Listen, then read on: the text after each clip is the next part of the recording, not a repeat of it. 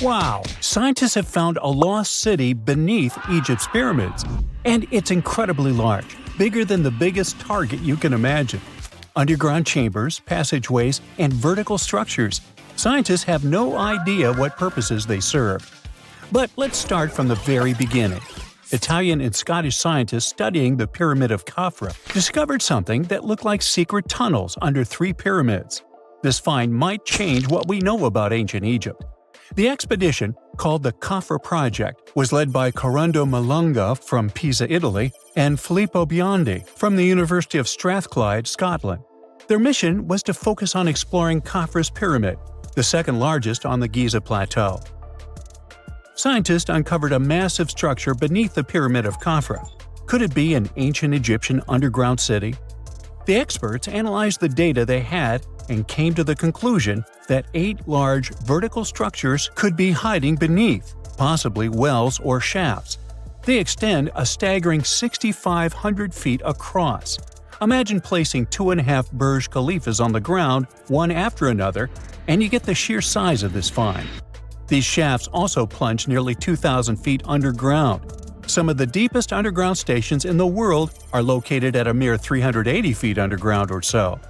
These cylindrical shafts are surrounded by spiral paths. Picture some old Gothic castle. They're connected to 2 giant, weirdly shaped chambers. Are those cubes? Or possibly bowls? Each of these chambers is likely more than 260 feet across. Now, even though we know about the structures now, no one has figured out their original purpose yet. Want to hear something even more shocking? Okay then. The team is almost sure that similar access points can be found under all 3 pyramids. In other words, all of them might be linked by a hidden system of underground tunnels, chambers, and passages. Even deeper, about 4,000 feet under the surface, there might be more unknown structures. And doesn't it add to the mystery? But the coolest news is that, according to some team members, these hidden structures near Giza pyramids could align with the legendary Halls of Amenti. In ancient Egyptian mythology, it's a place where people are believed to arrive when they're close to the end of their days. There, they are said to take a 3-day-long trial, facing their biggest fears. Now, how did scientists even discover these hidden spaces? To uncover them, researchers used 2 satellites positioned 420 miles above Earth. They sent radar signals to the Giza Plateau, and these signals generated detailed images, which were later compiled into a 3D model of the underground layout, including the newly detected shafts.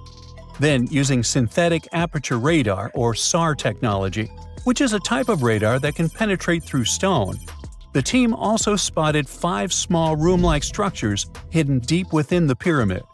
One of these chambers contained a sarcophagus, which was once thought to be the tomb of Pharaoh Khafre. But now, scientists believe this was a mistake. The true burial site is likely to be elsewhere. In any case, these 5 hidden rooms were completely unknown before the scans. They seem to be arranged in the center of the pyramid and are linked to underground pathways leading somewhere below the structure. There's an opinion that these tunnels could lead to more hidden chambers and wells.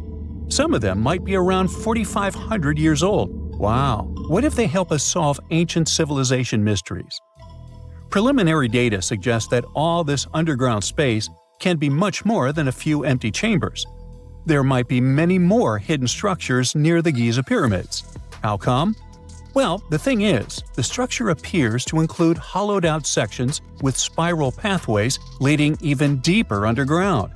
Refining the images hinting at this could reveal an extensive subterranean network. It might be a whole city hidden under the surface. Now, despite the excitement surrounding these findings, there are also a lot of people who don't believe in the existence of the underground city. They're skeptical about the archaeological discovery in Egypt due to the lack of peer-reviewed verification. That's why several archaeologists and radar experts have challenged the validity of the claims. They've explained that the technology used to make the discovery may not be advanced enough to produce such detailed underground imagery. According to them, the 5 smaller chambers found near the surface could be natural formations, since the area had had sacred significance long before the construction of the pyramids. Some experts have even dismissed the use of radar methods in this context altogether. They call these methods scientifically unproven and question their accuracy. The discovery has also reignited discussions about ancient Egyptian myths and the possibility of hidden texts lying somewhere beneath the Giza pyramids. The layout of the newly detected underground chambers shares similarities with mythological accounts of the Hall of Records, a rumored chamber that could preserve early Egyptian wisdom. If confirmed, these findings could significantly reshape the understanding of Egypt's sacred topography. Plus, this lost city beneath Egypt's pyramid could become physical evidence of previously unknown underground structures. That's why the Khafre project is super eager to begin excavating to confirm their findings. But getting approval from Egyptian authorities is a challenging process. The discoveries still need to undergo peer review before they are accepted by the academic community. By the way, this recent archaeological discovery in Egypt comes on the heels of another discovery involving a weird structure beneath the Royal Giza Cemetery, which researchers believe is unnatural in origin. Archaeologists used remote sensing techniques and uncovered a mysterious L-shaped structure underground in the Western Cemetery of Giza. This area is known to house burials of royal family members and high-ranking officials. Many of the tombs in the cemetery have above-ground mastabas, rectangular stone or mud brick structures with flat roofs. But there is an area in the center of the cemetery where there are no above-ground structures. To investigate this unexplored region, the team used electrical resistive tomography and ground-penetrating radar. ERT works by sending electrical currents into the ground and measuring the resistance to detect remains. As for GPR, it sends radar into the ground and maps the structures based on the radar's return. The team found an anomaly about 6.5 feet beneath the surface. It appeared to be an L-shaped structure measuring at least 33 feet in length. The readings suggested that the structure had been backfilled with sand after its construction. This made the team hypothesize that it could be a mix of sand and gravel, or possibly an air void. This anomaly was classified as a highly resistive structure, which meant it didn't occur naturally. Motoyuki Sato, the study's lead author and professor at Tohoku University in Japan, claims that the structure is not a natural formation due to its sharp shape. Another weird thing about ancient Egyptian pyramids is that historians have long believed that they were built primarily for royals and high-status individuals who had the wealth and power to create such massive structures.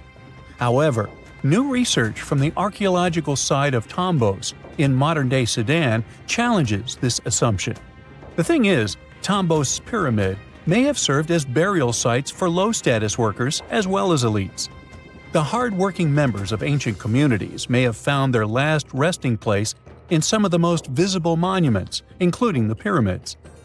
Located along the Nile River in the ancient region of Nubia, Tombos became part of Egypt after its conquest of the area around 1400 BCE. That's when Egypt established the site to strengthen its colonial control. Workers at Tombos built pyramids, but those were much more modest than the famous pyramids of Giza. The research team reanalyzed 110 human skeletons from Tombos, originally studied in 2012. In particular, they examined the entheses, the areas where tendons and ligaments attach to bones. Such an analysis can give us insights into the amount of physical labor a person performed. When someone does hard labor, their bones often develop distinct crests and ridges at these attachment points due to the stress on the tendons and ligaments. And while some skeletons showed little change in their entheses, suggesting they belonged to individuals from the upper classes, others showed more serious changes. It means they belong to lower-class workers. This finding can totally challenge our earlier understanding of pyramid burials, especially the idea that only elites were buried in the pyramids, because the pyramids themselves were designed for the elite.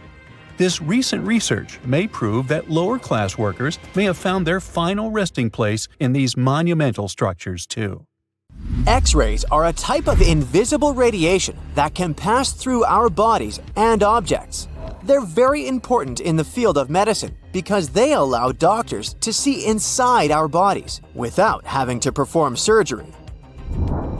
Now, let's dive into how X-rays work. They're a kind of electromagnetic radiation, just like light or radio waves. However, they have much higher energy than light, which makes them able to go through objects that light cannot. Imagine you have a powerful flashlight. If you try to shine it through a wall, the light won't go through because the wall is too thick. But these rays have enough energy to go through walls and even our bodies. The discovery of X-rays happened by accident in the late 19th century. A scientist was experimenting with cathode rays, which are a type of radiation.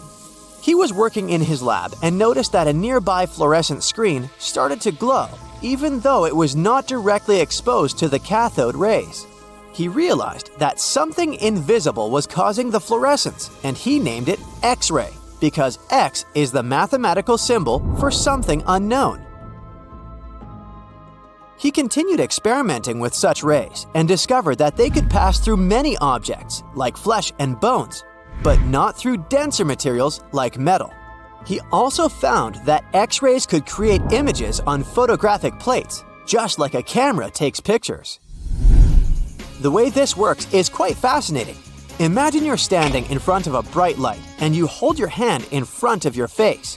Your hand blocks the light and you can't see through it. But if you place a sheet of tissue paper in front of your hand, some light will pass through, and you'll be able to see the outline of your hand. X-rays work in a similar way. When a doctor wants to take an X-ray of a part of your body, they will ask you to stand or lie down next to a machine. This device has a special plate that can capture the image. Let's say the doctor wants to further examine your arm. They will place the X-ray plate on one side of your arm and the machine on the other side. Then, the machine will produce a controlled burst of X-rays that pass through your arm.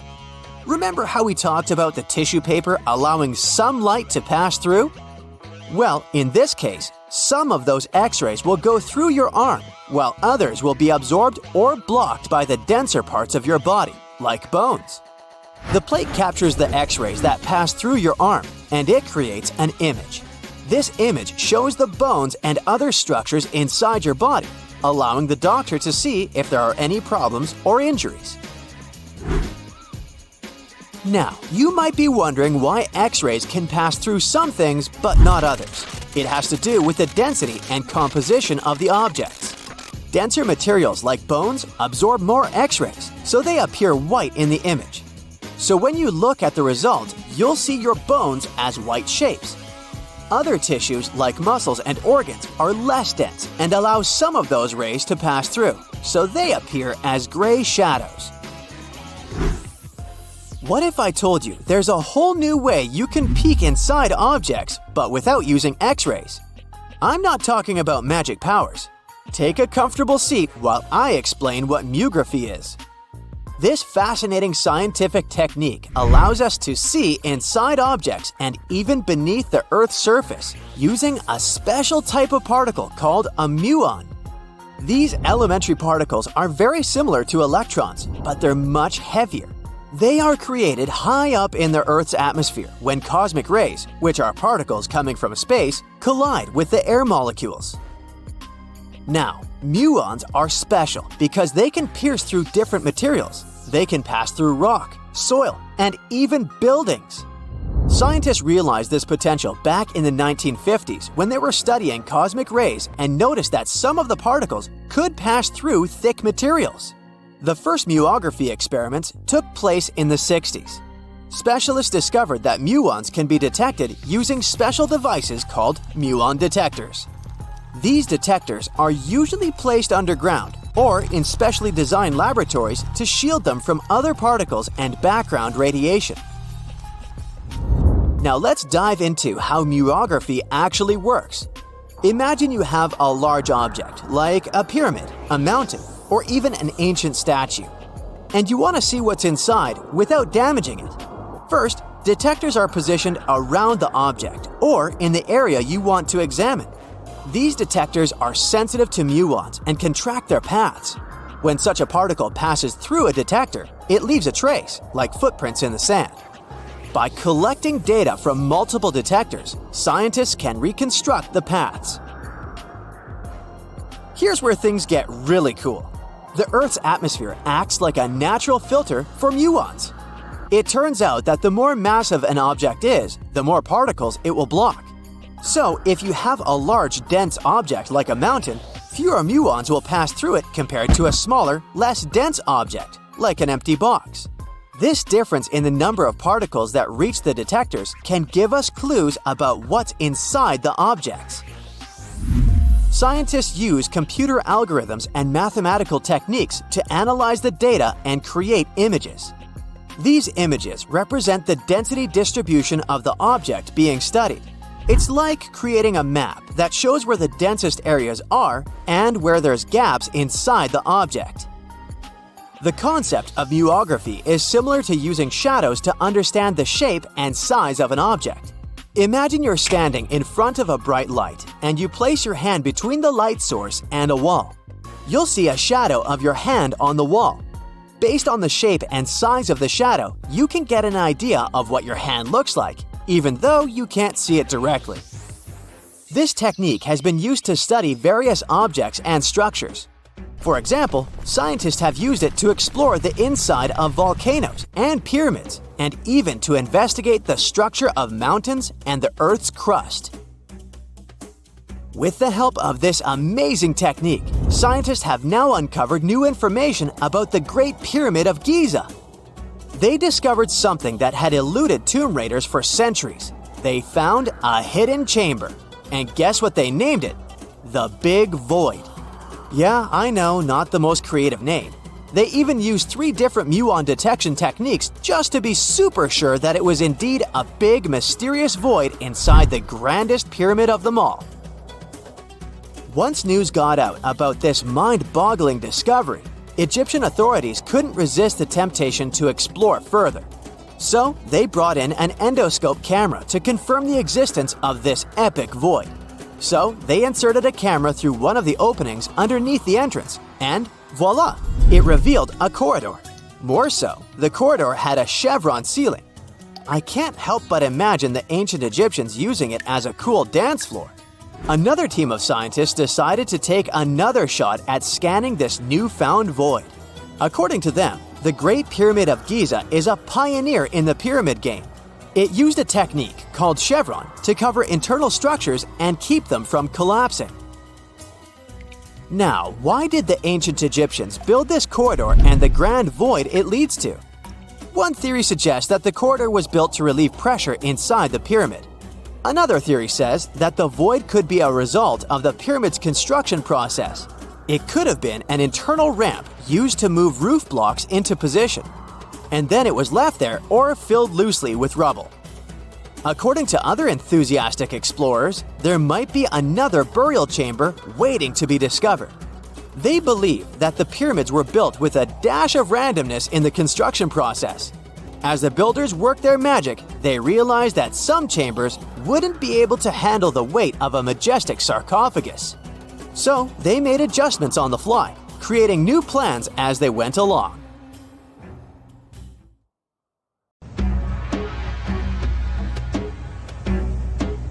This is not a dune set. This is a very real desert in Niger. Jado was probably built by the nomadic Sao people and is filled with ksars, which are fortified houses made of salt and clay, with giant walls and secret passages. Located deep in the desert, it was once a vital stop for trans-Saharan caravans, but is now a hotspot for smugglers and bandits.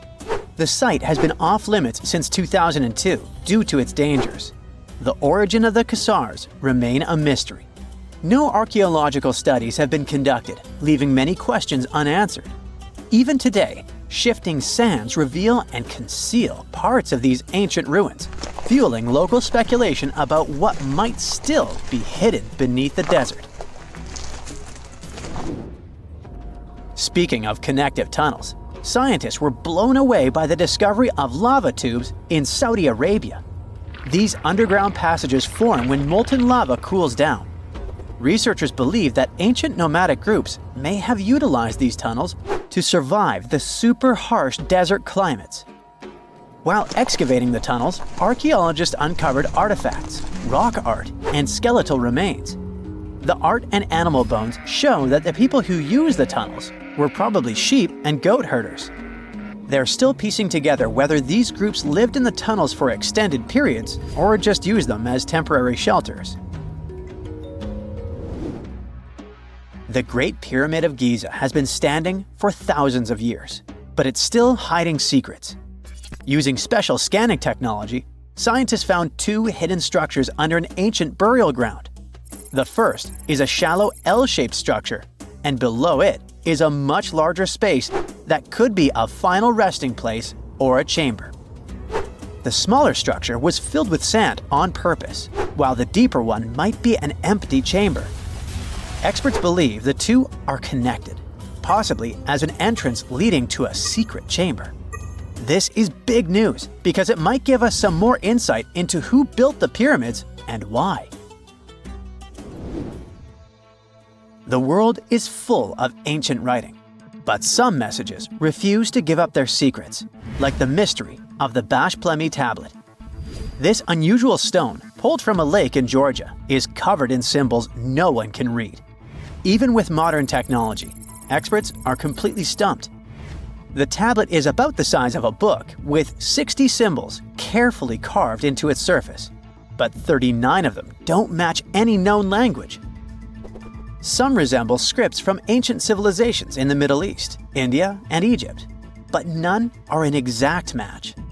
To make things even trickier, part of the tablet is broken off, meaning a piece of the puzzle is missing forever.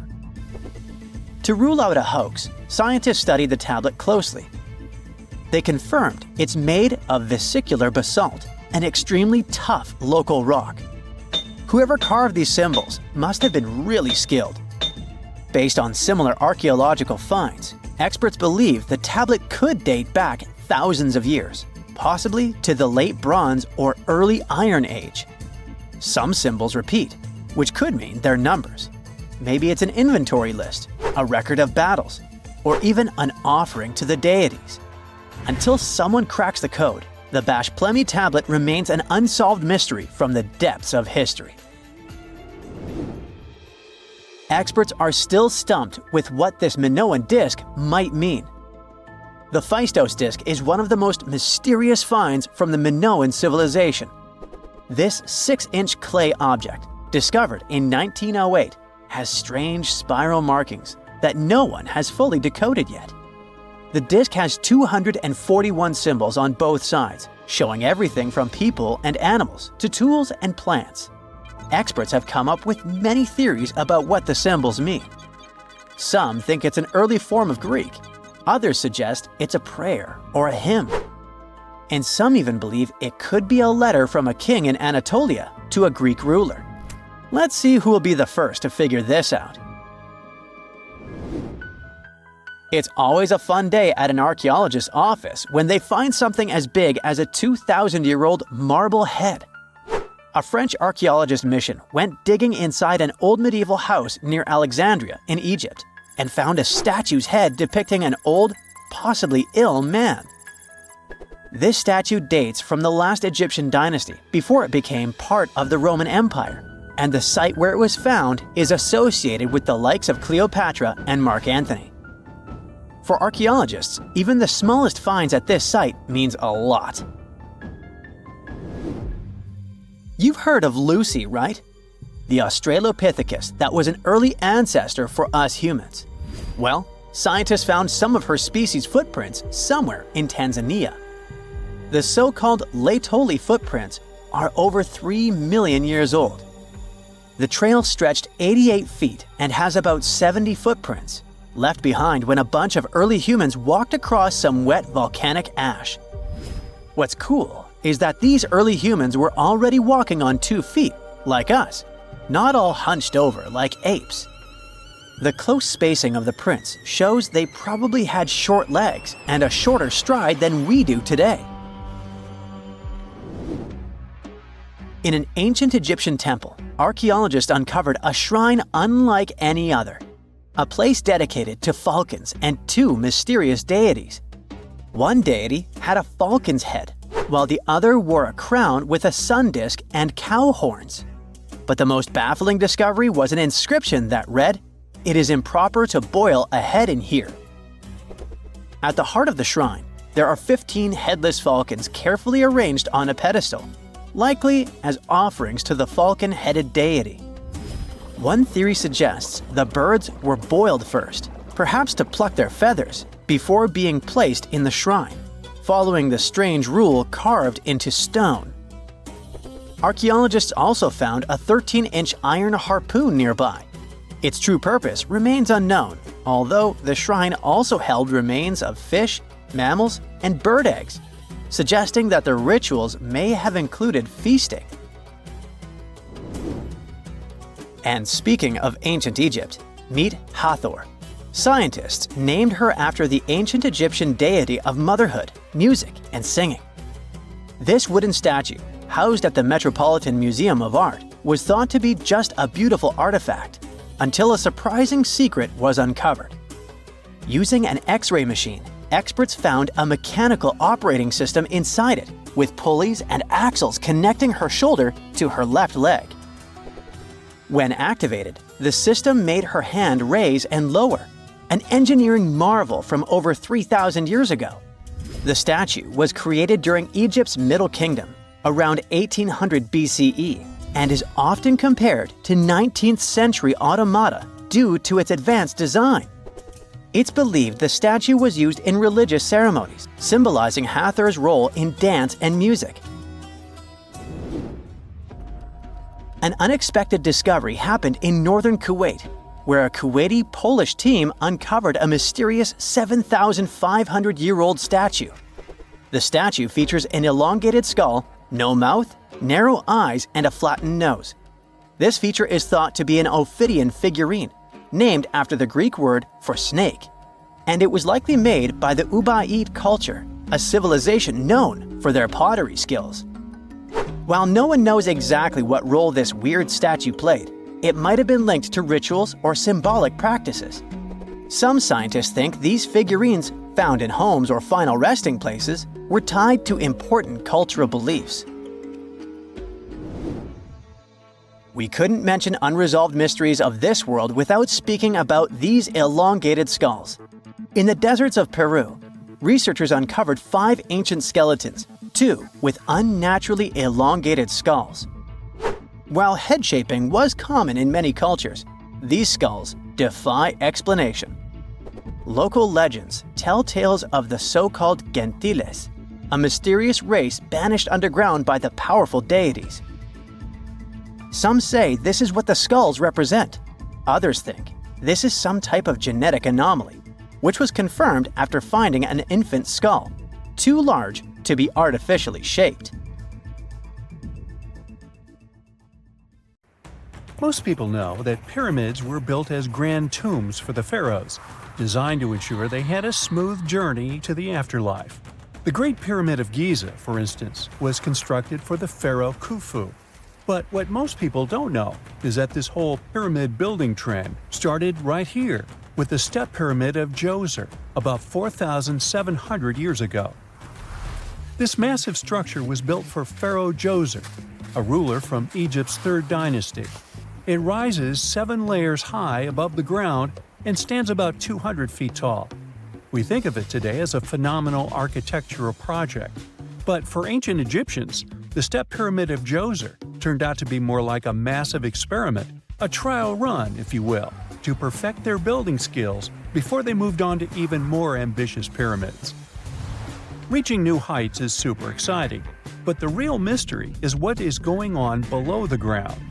In this pyramid's underground labyrinth, there is a network of tunnels stretching about 3.5 miles long, and some researchers believe these tunnels might have been part of a sophisticated water system that could completely change what we think about pyramid construction.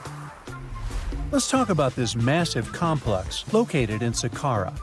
Surrounding the pyramid, there's what's known as a dry moat, a continuous trench that is up to 164 feet wide and almost 2 miles long. It forms a sort of rectangular shape around the pyramid.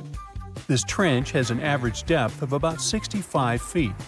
Now, if you were to add up all the earth and rock they dug out to create this moat, it would be about 10 times the volume of the step pyramid itself. For the longest time, people just assumed this trench was nothing more than a huge quarry, a place where they dug up stone and clay to build the step pyramid. Makes sense, right? But when you take a closer look, it doesn't add up. The trench is too narrow and deep to be practical for mining, and its layout doesn't match anything we know about ancient Egyptian quarrying methods. Plus, some sections of the trench are actually covered with a rocky ceiling, which would have made it nearly impossible to use as a quarry. Another theory suggests that the dry moat had some kind of spiritual significance. Maybe it was a sacred place, where souls of nobles gathered to serve the late king in the afterlife. There are even niches in the walls that work as a hint at this spiritual function. But most researchers believe that this purpose likely developed much later, long after the complex was built for Djoser. So, what was the moat really designed for? In 2020, a researcher came up with a pretty intriguing idea. It is possible that this trench was actually designed to collect and manage water, especially after heavy rainfalls. Now, that makes sense when you consider the location. The moat sits in an area that could easily have been flooded by runoff water from nearby plains. This could also explain why the trench wasn't used for new graves until much later when the climate became drier and less prone to flooding. The story becomes even more intriguing, as this trench appears to be part of a larger, more complex hydraulic system within the Djoser complex. It is like the trench has several compartments, carefully carved out of the rock and connected by tunnels. These compartments likely served as a part of a water treatment system, where water would flow from one compartment to the next, getting cleaner as it moved along. Now, here is where things start to tie into the pyramid itself. The Djoser complex has a series of underground shafts, and some researchers think that water from the moat's deep trench might have been used to power a hydraulic lift system, and this giant water-powered elevator could have been used to raise the heavy stones needed to build the pyramid. It worked like a volcano, but instead of lava, water did the heavy lifting. Imagine a big deep hole in the ground at the center of the pyramid site. Inside this hole, there was a huge wooden platform, kind of like a giant raft that could move up and down. When the workers wanted to lift a heavy stone, they would fill the hole with water. As the water rose, the wooden platform started to float up, carrying the stone with it, almost like a giant water-powered elevator. When the stone reached the right height, the workers slid it off the platform and onto the pyramid. The idea is that water from the deep trench, after being cleaned and filtered, would flow into these shafts. A massive float, possibly made of wood, would then rise as the water filled the shaft, lifting the stones up to where they were needed for construction. Once the stone was in place, they'd let the water out, lowering the platform back down to the bottom, ready to lift the next stone. This fancy hydraulic lift system could have been a game changer, making the whole building process a lot faster and more efficient without using a lot of workforce. It is like the ancient Egyptians were already embracing the whole idea of work smarter, not harder. But of course, not everyone is on board with this theory. Some experts argue that the area where the step pyramid of Djoser was built couldn't have held enough water from occasional rains to maintain such a fancy hydraulic system. The main theory suggests that, in the past, there might have been some kind of lake nearby that would have filled up after a period of rain, and this lake could have supplied water to the complex's hydraulic system. But there is no mention of such a lake in any ancient Egyptian writings, so it might be more of a what-if situation than a reality. And then there's the issue of the hard work itself. Remember when I said this method could have allowed the ancient builders to raise stones with far less effort? Well, that might not be entirely true. According to some experts, just building this hydraulic device would have required a lot more heavy work than simply moving the stone blocks using good old-fashioned manpower.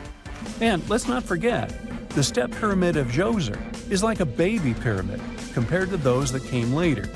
The stones used for Djoser's pyramid weighed, on average, about 660 pounds each, which is nothing compared to the more than 2.5-ton blocks used later for the pyramid of Khafre. If this cool water lift theory gets completely ruled out, we still need to explain how this pyramid was built in the first place. To answer that, we need to rewind a bit and talk about the original plans. See, before Djoser's tomb became a pyramid, the idea was to construct a simple mastaba.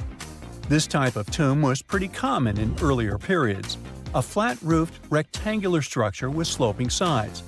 But after the original mastaba was finished, they decided to expand it a bit by adding more layers on top. And then they added even more layers, until the construction reached 6 distinctive steps, each one smaller than the previous. And they probably did all this by raising those heavy stones using ramps, not a water-powered elevator. There is still so much we don't know about the step pyramid of Djoser. More research is definitely needed to fully understand how this system worked, or if it even existed at all. But the idea of using water to help build the pyramid adds a whole new layer to our understanding of ancient Egyptian engineering. It's a powerful reminder of just how clever and resourceful those builders were, using the natural landscape and the power of water to create one of the most iconic monuments in history. Something strange is lurking beneath the sands of Giza, and scientists have no idea what it is. Archaeologists just found a hidden structure near the Great Pyramid using advanced ground scanning technology. What's inside? Nobody knows, but excavations are already underway. The Great Pyramid of Giza is one of the most famous monuments on Earth, but it doesn't stand alone. It's surrounded by an ancient necropolis, a massive royal graveyard filled with tombs and monuments. They belong to pharaohs, nobles, and other high-ranking officials. Most of these tombs are above the ground. They're called mastabas, rectangular, flat-roofed tombs built from limestone or mud brick, and they've been studied for decades. But from old movies, we know that these weren't simple graves. They have deep vertical shafts leading to underground burial chambers, where the past was sealed away for eternity. And recently, archaeologists found one curious empty space in the cemetery, a completely unexplored patch of ground. No mastabas, no visible ruins, nada. For years they ignored it, but between 2021 and 2023, they decided to investigate. They didn't dig though. Instead, they used a technology that kind of acts like X-rays for the ground.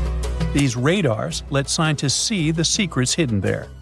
And there was something hidden beneath the sand, something deliberately buried and forgotten. A 2-part underground structure. One part was shallow and L-shaped. It's about 33 feet long and buried just 6.5 feet deep.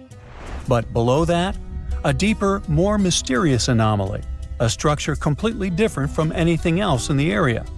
They called it a highly resistive anomaly, which means it's dense and solid, likely made of stone, sand, or even metal. And still, no one has a clue what's inside it. Now, it's clear that humans made the L shape. It wasn't formed by nature. And the shallower structure might have been an entrance to whatever is hidden below. But they only have some theories about what might be hidden there. It's also filled with sand and gravel. It was probably deliberately backfilled after its construction, perhaps to preserve this. Why? Well, we don't know yet. The archaeological team will need to excavate to understand what exactly this thing was and why it was built. The first guess is a lost burial chamber. Many tombs in Giza have underground burial sites, but most have clear surface markers. This one, for some reason, has nothing, but it could be one of them. The second guess is an ancient offering chapel. Egyptologists know that some chapels were built in this shape, but usually they were above ground, not buried like this. And finally, it might be something we've never seen before. If this turns out to be a new type of structure, it could rewrite what we know about the burials of pharaohs. The only way to know for sure is to dig it up, and that's exactly what's happening right now. Excavations are already underway. Archaeologists are racing against time to uncover the truth. But there's a real danger there too. Giza's fragile ancient structures need to be handled carefully.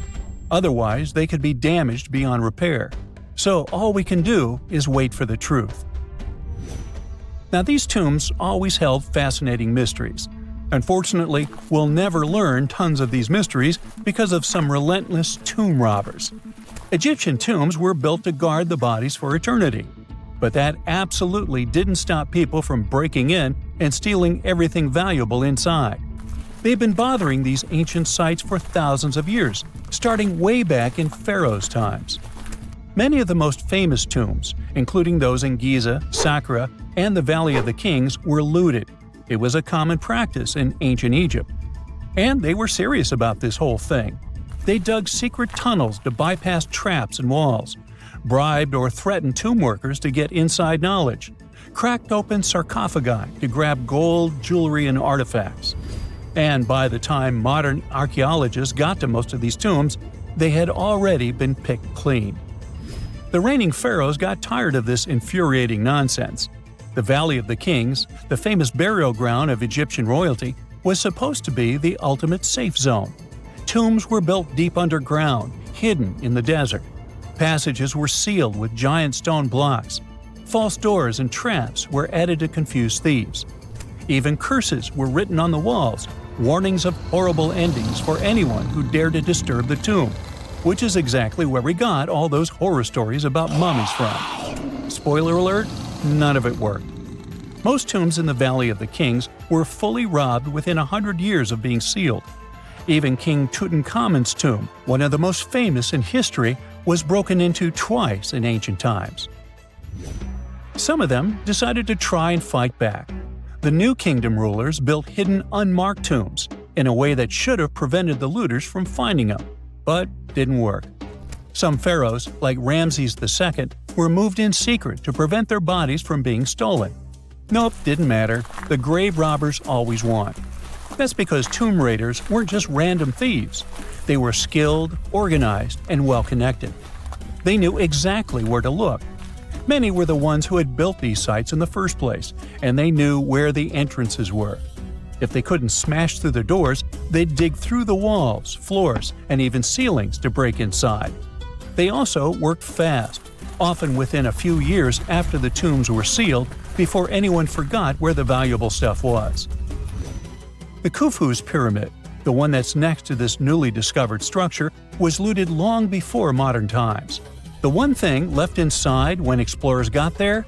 An empty granite box where the sarcophagus used to be. Unfortunately, it's not just about gold. History itself gets stolen during these raids. Ancient Egyptians wrote detailed records of what exactly and where they buried. So when archaeologists compare these lists to what's found, they can see what's missing, which is often everything valuable. Most artifacts don't end up in museums. They just disappear into private collections, where they can never be studied again. Which is, of course, completely unfair. In fact, a few countries have had enough and started passing laws to take historical artifacts back from private collectors. In Italy, if you own an ancient Roman artifact, you must prove you got it legally. China is actively hunting down stolen artifacts, and they must find ways to retrieve it back from the Western collectors. In Egypt, they passed new laws making it illegal for private citizens to own any ancient Egyptian artifacts at all. Other countries, like the US, the UK, Germany, or Switzerland, are completely fine with rich guys owning their history. The British Museum is built on looted things. European empires invaded half the planet and took whatever they wanted back home. Their museums are often full of such stolen artifacts, and unfortunately, they refuse to give most of them back. For example, the Rosetta Stone.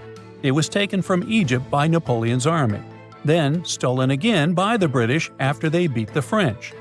Egypt has been demanding to return for years, but they still can't get it back. Or the Parthenon marbles. These magnificent massive Greek structures were taken from the Parthenon in Athens by a British lord in the 19th century. Greece has been begging for them back ever since, but the UK doesn't feel like it. Not to mention tons of Mesoamerican artifacts scattered in various museums across the world. European explorers raided Mayan and Aztec temples, took statues, jewelry, and sacred objects, and now Mexico is fighting to get them back. Well, wouldn't it be surprising even if this mysterious underground chamber has somehow been looted already? But if it's a newly found place, could it be one of the few that escaped the hands of grave robbers? Could there still be ancient artifacts, untouched for 4,500 years? We can only hope that those guys didn't get there first. We all know some iconic symbols. The Statue of Liberty screams USA. The Eiffel Tower represents Paris. And this mask? Undoubtedly, it's Tutankhamun's, right? Sometimes it feels like historians have squeezed every last drop out of the King Tut story. But guess what? The most obvious details often slip right under our noses. Like the fact that this famous mask didn't actually belong to him, nor was it ever meant for him. Stick with me for the details. Can we get a close-up of that mask? Thanks. See those holes? Yep, they're for earrings. And no, it's not that they had anything against jewelry, but back in ancient Egypt, earrings were typically worn by high-status women or kids. Now, if you know your history, you might say, but Tut was a boy king, wasn't he? You're spot on. He began his reign at just 9 years old. Sadly, that didn't last long as he passed away at a very young age. So when he was 9, he might have worn earrings, but he probably took them off when he hit that no earrings age. Sounds reasonable, right? Actually, not quite. That would have been pretty strange since nobody expected him to pass away young. Certainly not at 9. So no one was preparing a kid's mask for a burial. It's this untimely demise that suggests the mask used was simply the best option available when Tut passed away. There are more clues pointing to the idea that the mask was found in a hurry. Let's think about this. Even though Tut was mummified and his body could wait a bit, his loved ones wanted him to reach the afterlife ASAP.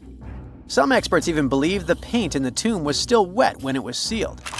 But look at his mask. It's a masterpiece. There's no way it was made in a rush. It's way more elaborate than other simpler cartonnage pieces. The renowned mask of King Tut stands 21 inches tall, adorned with precious stones, and features a golden beard that weighs 5.5 pounds, making the entire mask 22.5 pounds. Okay, I'm a bit confused here. So it seems like it was probably a kid's mask, but it had a beard? I've never seen a 9-year-old with a goatee, and I'm guessing you haven't either. Just think about it. A grown man's face compared to a kid's face. Fun fact for you, our faces pretty much stopped growing at the age of 16, so by 19, Tut would have definitely had the face of an adult man. Can you imagine trying to fit a relatively small kid's mask on a grown man? That would have been super embarrassing, and no one would have let that happen. Right, let's dismiss the kids' theory. Now, the second option, if you remember, is that the mask could have originally belonged to a woman. This is where the beard theory comes into play. Some researchers believe the beard might have been added later on. Here's another twist. What if the mask was actually made for Nefertiti herself, who ended up maskless? In this case, there are two discoveries. Two birds with one stone. For now, it sounds like a conspiracy theory, I know. But let's give it a shot and delve deeper into the details. So, Tut passed away in around 1323 BCE, probably due to malaria. He had other health issues too, like when he broke his leg, and records suggest he wasn't in the best shape. As for Nefertiti, we have no solid data about her demise. Plus, nobody knows exactly when or where she was buried. The supposed year when she passed away is around 1330 BCE, but she could have lived longer, and the mask was intended and prepared for her. Or maybe they just took her mask right from the burial chamber. After all, they were family. Well, sort of. She was said to be his stepmom, having been married to Akhenaten, who was likely Tut's father. But this is not 100% accurate. Some scientists doubt it. Ah, these ancient Egyptian families. It's hard to keep track of who's who. I know, you're not yet convinced that Tut wore a lady's mask. Let me share one more theory with you. Meet Howard Carter, the enthusiastic archaeologist who discovered Tutankhamun's tomb. It was located in the Valley of Kings outside Luxor and, to everyone's surprise, was nearly intact. When he entered, he noticed something odd. This didn't feel like a pharaoh's burial chamber. It was classy and all, but it had a vibe that suggested it was made for a woman. Typically, Egyptian pharaohs had larger tombs that suited them better, and even more strangely, it was oriented to the right of the entrance. This didn't add up. That orientation was typical for female chambers, which Egyptian queens used. Another red flag was that the chamber appeared to have been built in stages, and all the artifacts, around 2,000 of them, seemed hastily placed there. Even more curious, they looked like they were meant for other royals. Carter discovered this burial site in 1922, but it remained a mystery as to why it was so bizarre. Almost a century later, Nicholas Reeves thought he may have solved the puzzle.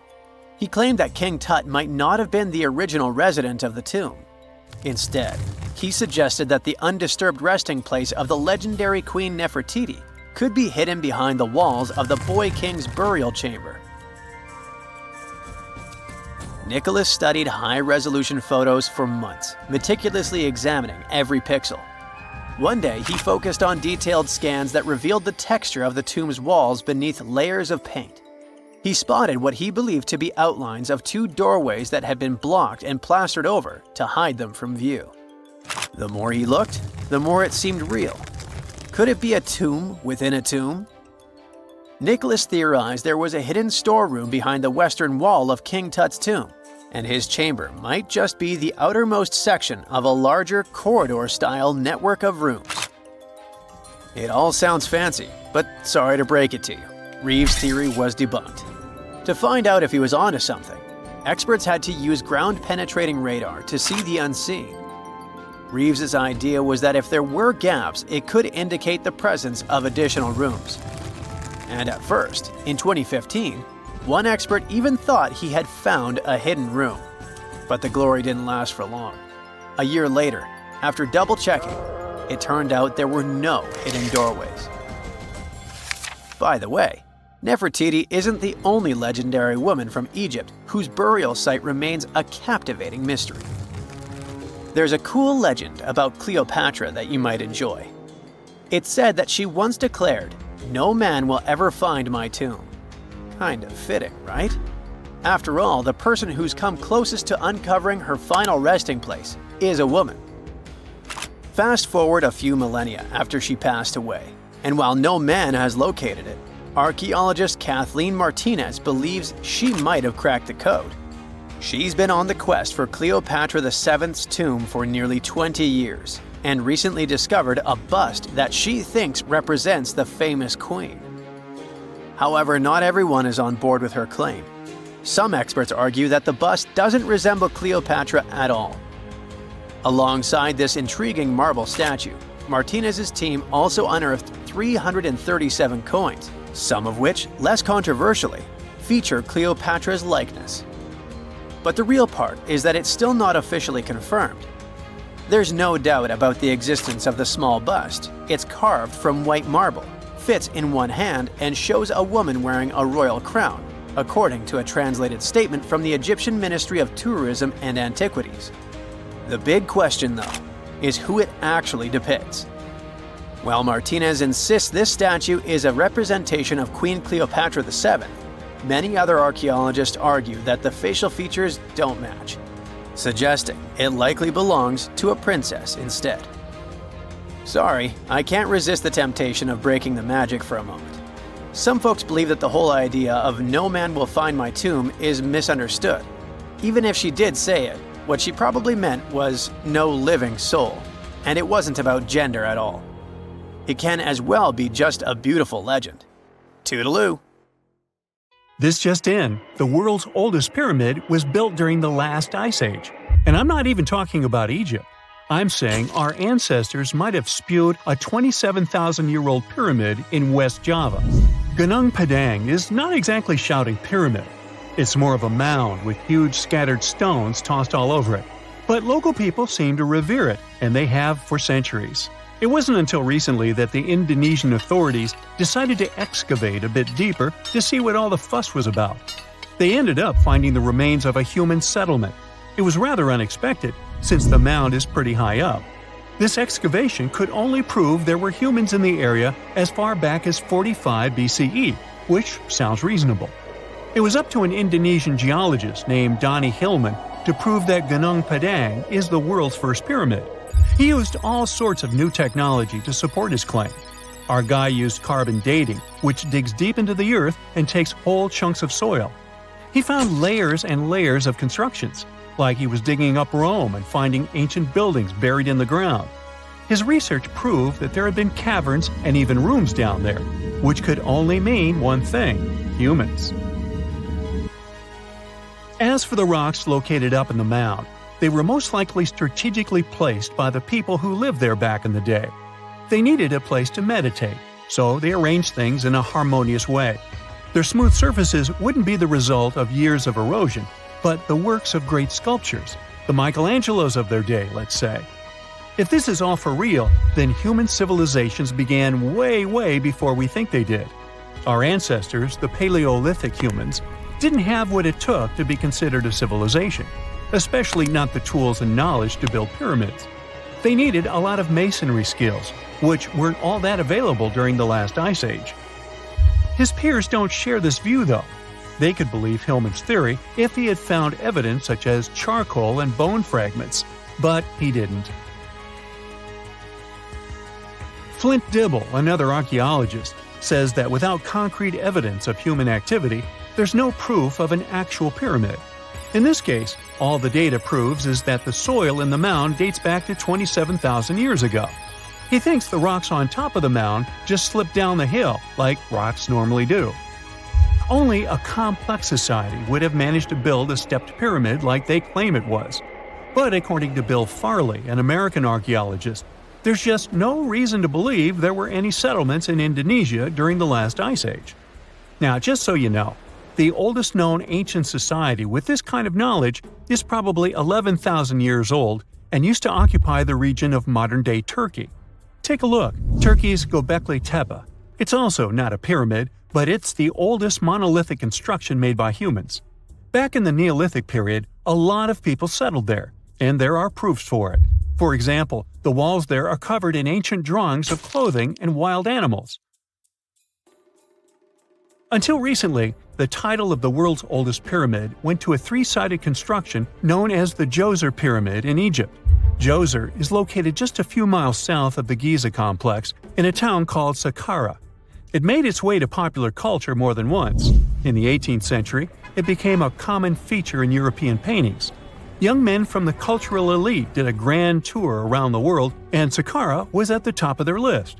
It was also featured in the video game Assassin's Creed, with a digital representation way more accurate than many historical drawings of the thing. That was kind of a big deal in ancient Egypt, to build pyramids for kings to spend their afterlives. And if you thought the Khufu pyramid was the oldest one in the world, well, Djoser was built 70 years ahead of that time. The development of new technology has allowed archaeologists to make groundbreaking discoveries, and a new, or should I say ancient pyramid in South America might win the title in dispute. It turns out that pyramids were also pretty fashionable in the Americas in the old days. Among them are the iconic pyramids of Guatemala's Tikal temple complex, the same ones that appeared in Star Wars No. 4. But to find the oldest pyramid in the Americas, one would have to travel to Peru. Deep in the Peruvian desert, archaeologists stumbled upon a sprawling ancient metropolis known as Caral. At first, researchers believed that the settlement was pretty recent, since the site was way too complex for ancient technology to handle it. As we said, Caral is a desert town, like Las Vegas, but without all the hoopla. This means no easy access to water. And for cities like these to thrive, they need a considerable irrigation system, which leads us back to complex technologies. The Peruvians surprised us all with this new discovery. This site was huge, filled with an amphitheater, houses, and religious buildings. The whole thing probably sprawled through 370 acres. And when scientists went to test their initial hypothesis using radiocarbon dating, they found that the city probably sprung around 2027 BCE. On the site, archaeologists found 6 pyramids that could possibly predate the one in Saqqara. As far as they know, Both civilizations coexisted in the same time period, in opposite parts of the world. But since researchers can't pinpoint the exact age of Khafre's pyramids, it's pretty hard to guess which civilization completed their pyramid first. If only we had a crystal ball. Now, it just so happens that the shape of a pyramid is something that nature is able to produce all on its own, leaving us modern-day humans a bit confused. A classic example is the Japanese side of Yaonagani, which also goes by the name of Japan's Atlantis. The entire monument is about the size of 5 football fields and the height of a 5-story building. Explorers and scientists believe that Yaonagani dates back to 10,000 years ago. For Japan's top marine geologist, Professor Masaki Kimura, Yaonagani is the heritage of a lost civilization. Kimura has dived into exploring the ruins over 100 times over the past 10 years. To him, there are clear signs of human activity down there. Check out this triangular-shaped pool on the monument's surface. Kimura thinks it's actual proof of humans, because this triangle-shaped concave is a historical symbol of water fountains in the region. As it happens with a lot of these cases, not all scientists are convinced the same. For many, Yaonagani is probably the result of thousands of years of erosion, and the fact that the monument is composed of one massive rock leads them to believe it is not really human-made. Sure, these huge basalt columns may look like the ruins of a palace, but they're most likely the result of the intense volcanic activity in the region. And speaking of natural formations that really look like a human made it, a pyramid on Mars has been a hot topic lately. Humans have been keenly trying to prove that there is life on Mars for quite some time. But some are stretching it really far, saying that little green or gray people built a pyramid on the planet to try and build their own civilization. This picture was taken over a decade ago by the Mars Reconnaissance Orbiter, the MRO, but it started to resurface recently. It shows what looks like a 3-sided pyramid. Some people claim that the smooth side of the pyramid could only be the effect of otherworldly work. Then science comes along and explains that Mars is home to one of the deepest canyon systems in the whole solar system. The so-called pyramid is located in what is known as the Kandor-Chasma region. This Martian region has a bunch of similar formations that are nothing more than the result of erosion. Nothing supernatural going on there, apparently. Unlike many other ancient Egyptian burial grounds, King Tutankhamun's tomb stayed hidden and free of unwanted thieves for 3,000 years. One reason was that the tomb was smaller than average and tucked away in a place called the Valley of the Kings. This area was already being extensively explored by the time they stumbled upon Tut's spot. The entrance was all covered in debris from building a nearby tomb, which must have also helped keep it a secret. There were also 0 writings or signs on the outside of the tomb. Time passing also played a part in keeping it in amazing shape until the 1920s, when a man named Howard Carter finally made it in. But was Carter that big of a hero? Some recent findings say he might have been sneakier than initially thought. People used to think Carter wasn't just a glorified treasure hunter, he was a true archaeologist. Before Tut, he had been on a relentless quest for Egyptian artifacts. He discovered his interest in these unusual objects when he was a child, and soon started drawing the sculptures and inscriptions that were found in ancient tombs. After stumbling upon the remains of King Tut, Carter spent a decade recording and processing all sorts of objects, like golden thrones, chariots, and statues from Tut's tomb, shipping them down the Nile to Egypt's museum in Cairo. Well, at least that was the official story. More recent discoveries claim that not all of the objects made it to Egyptian officials. A secret letter seems to uncover Carter's little 10 for them, 1 for me policy. The letter in question was sent to Sir Alan Gardiner, a philologist and friend of Carter's, dated from 1922. In these writings, Carter mentioned having found the tomb and was asking his buddy for some advice. In another letter from 1934, Gardiner seems to be thanking Carter for an amulet, which was sent to him as a thank you gift. Carter was adamant that it didn't come from Tut's tomb, but evidently it did. Even the British director of the Egyptian Museum was onto Carter's sneaky endeavors, but couldn't prove it. He compared Gardner's amulet to others from Tut's tomb, and lo and behold, they were a perfect match. Gardner was so disappointed to have been put in such a sticky situation that he vented to Carter in another letter. Deciding to be a good friend, Gardner didn't throw the famous archaeologist under the bus. Instead, he advised Carter to take those stolen goods back to Cairo, just like he'd advise you to like this video and subscribe to the Brightside channel for more amazing videos on the most unique topics in history. It's not the only shady piece of information on Carter's post-discovery behavior. In 1947, a man named Alfred Lucas, who used to work with a controversial archaeologist, gave some information in an obscure journal in Cairo.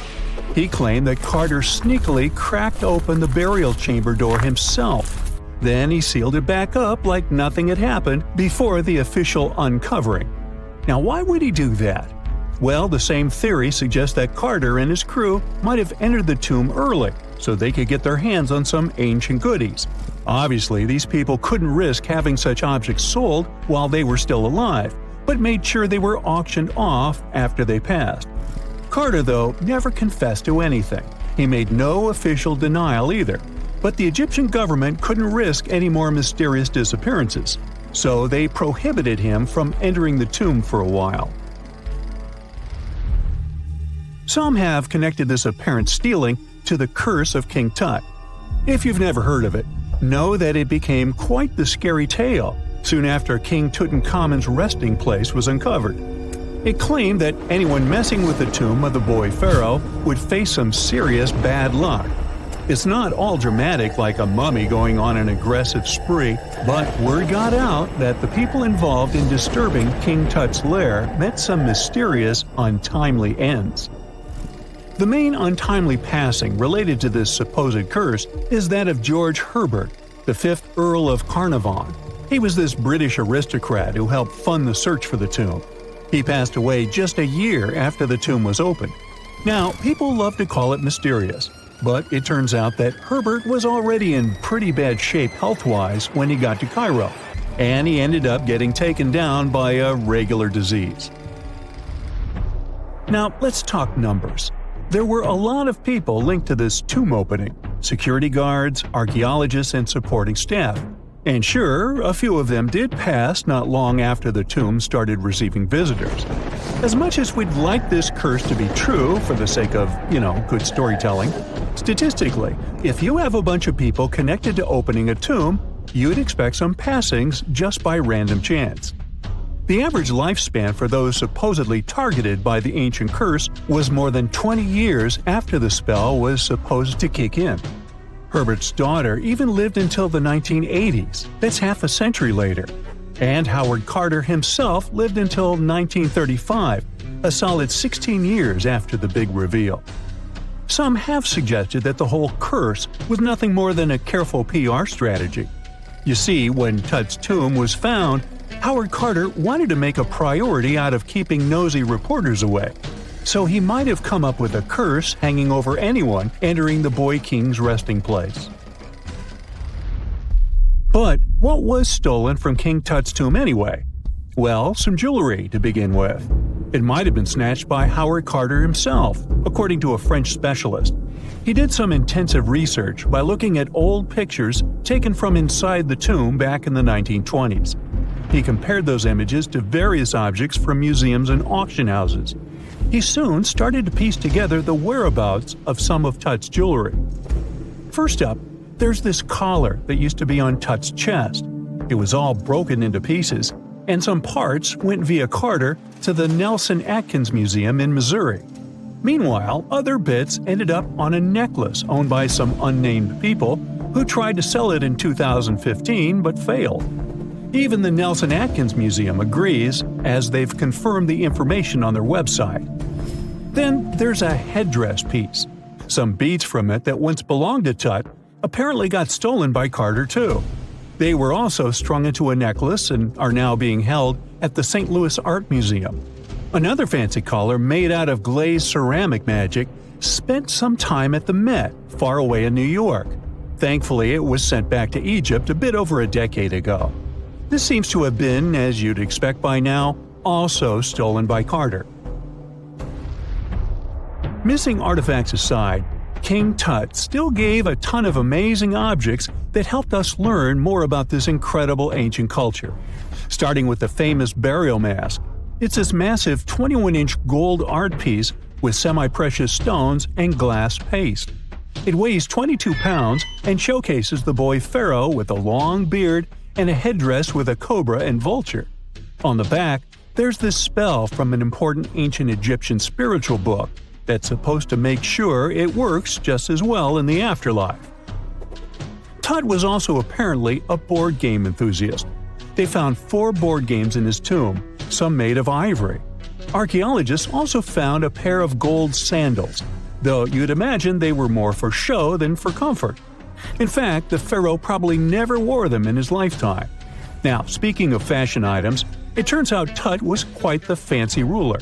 They even found a mannequin in his tomb that was used to pick out, adjust, and store his outfits and jewelry. The boy king seemed to have also enjoyed some music, based on the 2 trumpets historians found in his tomb. Though they were played back in 1935 in a BBC broadcast, the instruments are today considered too fragile to be maneuvered. A gruesome discovery took place in Egypt some years ago. You want to hear about it? 16 human hands, carefully buried in 4 eerie pits. They didn't look too much like human hands at first, since they were abnormally large, but they were. Weirdly, there were only right hands, no left hands were in sight. It turned out that it points to the practice of an ancient dark ritual. Old Egyptian art and tales talked of a ceremony where warriors would present the right hand of their adversaries as proof of victory and ask for gold in return. Egyptians believed in the afterlife, so cutting off someone's hand meant you cut off their power eternally. Guaranteeing this type of defeat was interesting to the winning party. Here, the fight was between Egyptians versus Hyksos, who lived in what was once known as Canaan. Egypt has always been the center of some history-changing findings, and some time ago, this papyrus was found. If we stretched it open, it would be just a tad bigger than the height of a skyscraper. The world's tiniest skyscraper, which is located in Wichita Falls, Texas. When humans didn't write on their notes app, they wrote on this thing, made from the medulla of a papyrus plant. Around 2,000 years ago, ancient Egyptians wrote something reminiscent of a book where they describe most of their funerary traditions and their visions of the afterlife. It's considered one of the most important texts from ancient Egypt and is still sold in bookstores to this day. This ancient manuscript was unearthed from a chamber located just south of the Pyramid of Djoser, located in Saqqara. Oh yes, Djoser is the oldest pyramid in Egypt and not the Giza pyramids like most people think. So recently, the site of Saqqara buzzed with excited archaeologists who probably found one of Egypt's oldest complete mummies. They believe that this beautiful and well-preserved mummy was that of a wealthy man. He was discovered in a deep shaft, covered in layers of gold leaves. There are many symbols that show he was an important and wealthy man, like the band he wore on his head, the bracelet on his chest, and the fact that he was embalmed with a tunic, which was reserved for Egypt's finest. The most exciting part of the entire discovery was finding the resting place sealed with mortar, just as the ancient Egyptians had left it 4,300 years ago. Now this may sound weird, but back in 2008, archaeologists discovered a missing pyramid. Now it went missing because it deteriorated over the span of 4,000 years. Today, you can only see its base. It was a pretty important site back in ancient times. It is said that around the area of the pyramid, the ancients hosted a special type of ceremony where high priests would carry mummified remains of sacred bulls. Now here's a fun fact. Ancient Egyptians believed that Apis bulls were earthly incarnations of the city deity of Memphis and was connected to rites of fertility. It wasn't just any Apis bull though. They needed to be all black with a single white mark between its horns and a bunch of very specific characteristics. They were selected by the local priests and honored until they passed away. After that, they were mummified and buried in underground galleries. Meanwhile, this missing pyramid sort of disappeared around the 1800s. It was a German archaeologist who first found it in the village of Saqqara. He called it the Headless Pyramid when he first found it. But then, years after the official discovery, the desert sand came along and covered the whole thing. There were some excavations between the 19th and 20th centuries, but they weren't too systematic. That's why scientists were so thrilled when they dug an entire pyramid's base after removing the 25-foot mound of sand that was covering it. Oh, and it turns out American archaeologists are excavating a cemetery in Egypt that could contain over 1 million mummified bodies. So far, archaeologists have dug around 1,700 mummies. One of the main differences from other classic Egyptian mummies is that these people weren't kings and pharaohs. They were commoners that most likely lived about 1,500 years ago, when Egypt was controlled by the Roman and Byzantine empires. The name of the cemetery is cool, though, the Way of the Water Buffalo, just in case you want to check it out on your next trip. Other than bulls and buffaloes, ancient Egyptians also liked baboons. Are you seeing a pattern here? In the beginning of the 20th century, archaeologists discovered a site filled with mummified baboons in a place called, guess what? The Valley of Monkeys. An animal wouldn't have been mummified if it wasn't considered important. Certain animals were more important than others, since they were linked to specific deities. Jackals were connected to Anubis, the ancient god of the afterlife, and cats were likened to the female deity Bastet. Baboons were a pretty big deal, since they were believed to be connected to Thoth, the deity of wisdom and advisor to Ra, one of Egypt's supreme deities. The archaeologists who studied these animals weren't too happy. They think these baboons were kept inside and were deprived of sunlight for most of their lives. They had extreme vitamin D deficiencies and they were poorly fed. Maybe Thoth got angry with these baboon keepers. Just a guess. Since there's never a boring day for archaeologists in Egypt, they also found human mummies with golden tongues. Since Egyptians were all about the afterlife, they believed that golden tongues might help a person speak once they pass to the other side. I mean, it's a long shot, but hey, why not? Some of these mummies were placed in wooden coffins with goods, such as necklaces, pottery, golden artifacts in the shape of lotus flowers and scarab beetles, and iPhones. Just kidding. A new temple was also unearthed recently in Egypt. Scientists believe it was dedicated to honor Zeus Cassios. That deity would be a cross between Zeus, the almighty Greek deity of the sky, and Mount Cassios. While digging around the Sinai Peninsula in Egypt, archaeologists spotted 2 pink granite columns poking out of the ground, and bingo. They believe these columns represented the temple's front gate and collapsed during an earthquake many years ago. And speaking of deities, there weren't only super serious deities. Recently, scientists unearthed a golden ring in a city south of Cairo. No, Frodo, it's not magical. It was a normal gold ring, but it had the depiction of the deity of fun, officially named Bes. This deity is often described in sacred texts as a happy chubby dwarf. Today, many tattoos we get are sorta deprived of any sense and are made of aesthetic purposes only. In ancient Egypt, though, women would get tattoos as a token of protection for childbirth. That's what scientists think, at least. Around the Nile region, scientists found some mummies that had well-preserved tattoos, which is a rarity since the skin deteriorates so easily. 2 of these women tattooed their lower backs, and the drawings were simple. They were mostly pictures, including that same chubby dwarf we just talked about, Bes. He also had a side hustle as the protector of women during childbirth. Now, would you believe me if I told you ancient Egyptians invented robots? No? Well, that's because that's not entirely true. Sure, they were astronomers, mathematicians, and engineers, and somehow they also squeezed an eccentric invention into that package. An automated deity some scientists called Hathor. This wooden statue had been in the Metropolitan Museum of Art for years before someone noticed its secret. With the help of an X-ray machine, specialists discovered a mechanical operating system inside it. The pulley-like axis goes from the statue's shoulder to her left leg. When the system rotates, the statue raises and lowers her hand. Hey, pick me! Pick me! I got my hand up here. What is a boat doing in the middle of a desert? You would expect to find a seagoing vessel closer to shore. This is the question archaeologists have been asking for decades. In 1988, there was a storm near one of the most important archaeological sites in ancient Egypt. A wooden structure emerged from the sand. It was hollowed out by termites. Scientists were determined to solve its mystery. In 2000, they began excavating the site near Abydos, Ubidos. An American team of experts soon discovered a boat that was 70 feet long, and it wasn't alone. In total, there were 14 boats neatly resting next to each other. It was impossible to completely dig out the boats because of their poor condition. Luckily, the wood was preserved enough to get a sample. Analyses revealed that the boats were around 5,000 years old, the oldest fleet in human history to this date. The time of their construction predates the pyramids at Giza by half a millennium. Each ship of the fleet rested in a vault that matched its dimensions. The room was roughly a third of the size of a tennis court. It had mud brick walls that featured more than 120 drawings of boats. Ancient Egyptians incised them on whitewashed walls that were excellently preserved. Scientists have known about these mysterious chambers for well over a century.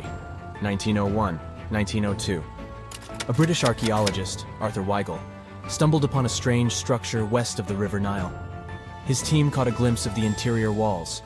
Sadly, a section of the roof collapsed, so they had to call off further exploration. Researchers abandoned the site, but its location remained on the maps. The boat's position first led scientists to think that they rested on a bank of the mighty Nile. But there was a problem with this theory. Today, the river flows almost 7 miles west of Abydos. Further studies of the surrounding terrain showed the Nile didn't change its course throughout history. Also, if the boats floated near a dock, they would be in unstable positions. The 14 vessels at Abydos were perfectly parallel to each other. There was only one conclusion possible. Someone had deliberately placed them like that. They must have gone through a lot of effort. Each boat had enough room for up to 30 rowers. These vessels could really float. They weren't models, but scholars still don't know if they actually sailed any body of water in ancient Egypt. This doesn't diminish the importance of the find. Previously, archaeologists found only small-scale models. In King Tut's tomb alone, there were 35 boat models. For a long time, these figurines were the only clues as to how ancient Egyptian vessels looked like. The boat's design confirms that they were the real deal. They are the earliest surviving examples of something called built boats. Ancient people constructed primitive vessels by hollowing out large tree trunks. The alternative was reed that was tied together to form a raft. The boats at Abydos had planks tied together. This was a major breakthrough in shipbuilding. During their lifetime, the boats must have seemed impressive. Timber was a valuable commodity at the time. There was no wood in the desert. Cedar had to be imported from Lebanon. The only person who could afford such luxury was the pharaoh. Studying the area around the ancient fleet provided more answers. Scientists discovered a mud brick structure where Egyptians worshipped the pharaoh. Its approximate date of construction matches that of the wooden boats. The same bricks out of which this building was made were used to encase the fleet. At the time of their construction, the rooms they were stored in had a ceiling. That's the section that archaeologists stumbled upon in the early 20th century. Just like mummies and coffins, these marvelous ships rested inside splendid vaults. The exterior of these rooms was also impressive. The outer walls originally had a plaster of white limestone. It reflected sunlight. In the desert sun, the structure housing the boats must have shone from miles away. Ancient Egyptian builders used the same technique to cover the pyramids 500 years later. Today, their surface looks jagged, but it wasn't always like this. When they were constructed, the pyramids had a top layer of fine white limestone. Their surface was smooth and it gleamed in the sunlight. Instead of stairs, the outer layer of the pyramids was more of a sleek ramp. Archaeologists were left with one final question. Which pharaoh owned the fleet? The answer lay just a mile from the site. This is where the tomb of a pharaoh from the 5th dynasty rested, King Senwosret III. Its time and style of construction matched the ones of the chambers with boats.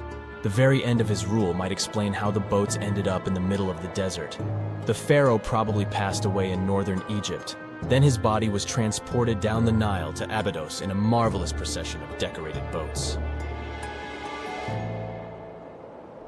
The vessels were later lowered to chambers near the final resting place of their owner. This had a symbolic meaning. In the ancient Egyptians' belief system, ships played a key role. Their supreme deity was Ra. He traveled through the sky during the day in the form of the sun. At nighttime, he sailed through the netherworld in a solar boat. The pharaoh identified himself with Ra. That's why he needed boats in the afterlife. That was the only way to regenerate himself, just as the sun rises every day above the horizon. This belief existed for thousands of years. The more famous Pharaoh Khufu also had a ship. Scientists found it in 1954 next to his pyramid at Giza. It is some 4 centuries younger than the fleet at Abydos, but Khufu's ship was almost 2 times longer. The Great Pyramid of Giza and King Tut's tomb are some of the most famous archaeological finds in Egypt. But there are many more secrets hiding beneath the endless sands of the Sahara Desert. Recently, 2020, archaeologists found a lost city there. They have labeled it as the most important discovery since King Tut's tomb, 1922. The city of Aten is some 3,000 years old. Historians hope it will give them a unique insight into the everyday life of ancient Egyptians. The famous archaeologist and Egyptologist Zahi Hawass proclaimed the site a lost golden city. Aten sits some 300 miles south of Egypt's capital, Cairo. It is close to the famous Valley of the Kings. Archaeologists first found sections of mud brick walls that spread out in all directions. They discovered complete rooms with tools of everyday life inside. The research team unearthed a bakery, a residential neighborhood, and an administrative district. They all date back to the time when the Egyptian civilization was the wealthiest in its long history. They were also the first to make objects from iron. In 1911, scientists found a set of iron beads near a village in Lower Egypt, El Girza. These are the earliest known iron artifacts. The discovery is literally out of this world. Ancient people made them by beating into shape a piece of a meteorite. The 9 beads were once part of an ornate necklace. They are now blackened and corroded, which is perfectly normal for a piece of jewelry that is over 5,000 years old. They consist of an iron-nickel alloy. Researchers were impressed by the skill of ancient jewelers who processed the beads. Their craftsmanship is more impressive when you think that they didn't know the stellar origins of the material. The Great Pyramid of Giza also has a remarkable feature. An international research group investigated the electromagnetic response of the structure to radio waves. They found that the pyramid has the ability to concentrate electromagnetic energy inside it. This occurred inside its chambers as well as under the pyramid's base. It contains an underground, unfinished chamber. It seems that the electromagnetic response is connected with the properties of limestone, the Great Pyramid's main building material. The research results might have a practical application. The way solar cells and nanosensors function could be improved by this remarkable find. Imagine working 7 days a week on a large-scale construction site. You, along with thousands of others, carry millions of stone blocks and put them on top of each other according to a complex system. You work without modern construction equipment. You have no air conditioning or constant access to water. It's so hot outside that you can fry eggs on the road. You've been building the pyramid for decades, and now, when it's finally done, you enjoy the result of the colossal work of thousands of people. You're looking at a giant cultural monument of global value that will freeze in time and amaze people for tens of thousands of years. A few thousand years have passed. People in the 21st century see the pyramids and are like, wow, I can't believe humans have built this. Yeah, the people who built the pyramids wouldn't have appreciated such a theory. But actually, there are reasons to believe that people built it using some fantastic technology. From the outside, it seems the Great Pyramids are just big triangles of stone. People just put some heavy blocks on top of each other, and that's it. In fact, the design seems too perfect to be true. The pyramid consists of more than 2 million blocks. They lay so close to each other and are so even that you couldn't squeeze even a thin sheet of paper between them. Scientists still can't figure out the exact technology for building the Egyptian pyramids. One of the biggest and most famous is the Great Pyramid of Giza. This huge construction, well known all over the world, has one big secret. There should be a capstone on top of the pyramid. It's a triangular-shaped stone block, a small pyramid on top of a huge one. It's also called a pyramidion. The builders of ancient Egypt made it out of granite and limestone and covered it with gold. No records or old drawings prove that there was a pyramidion at the top of the Great Pyramid of Giza. But there's another ancient Egyptian structure with such a triangle, the Red Pyramid. It was built before the Great One, and its capstone has survived to this day. Archaeologists have found and reconstructed it. But where could the capstone of the Great Pyramid be? It's a mystery that still has no answer. Some are sure that some thieves have stolen it from the top. Maybe they just climbed up and pushed the pyramidion down. It makes perfect sense.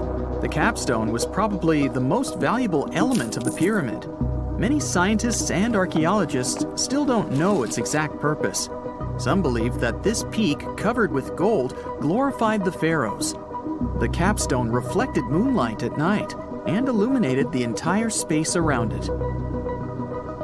During the day, the capstone reflected sunlight with its shiny surface. You could have noticed it from afar. The top of the pyramid was a kind of guiding star for lost travelers. All other stone blocks of the pyramid consist of limestone. People polished them to make them look shiny.